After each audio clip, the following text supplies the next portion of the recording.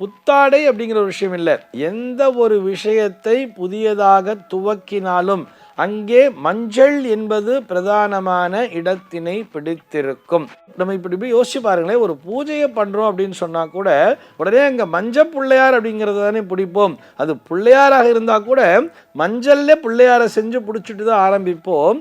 அதே மாதிரி ஏதோ ஒரு விஷயத்தை எழுத துவங்குகிறோம் அப்படின்னு வரும்பொழுது கூட அந்த பேப்பர்ல அதாவது ஒரு மங்களகரமான விஷயத்தை செய்யணும், ஏதோ ஒரு கல்யாண பத்திரிகை எழுத ஆரம்பிக்கணும், அல்லது யாருக்கோ ஒருத்தருக்கு ஒரு ஜாதகத்தை கொடுக்கணும்னு சொன்னா கூட, ஒரு கல்யாணத்துக்காக ஜாதகத்தை எடுக்கிறோம்னு சொன்னா கூட அந்த பேப்பர்ல 4 மூலையிலையும் மஞ்சளை வச்சுட்டு தான் எழுதவே ஆரம்பிப்பா தெரியுமா. பிள்ளையார் சுழியே அப்பதான் போடுவா.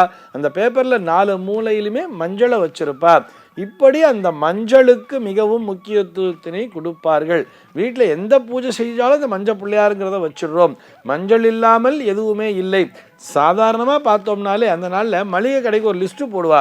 வீட்டில் மளிகை கடைக்கு ஒரு லிஸ்ட்டு போடும்போது கூட மாதம் மளிகை சாமான் அவங்க கூட மேலே பார்த்தோம்னா முதல்ல மஞ்சத்தூள் 50 கிராம் அப்படின்னு எழுதிட்டு தான் அதுக்கப்புறம் மிச்ச லிஸ்ட்லாம் எழுதுவா.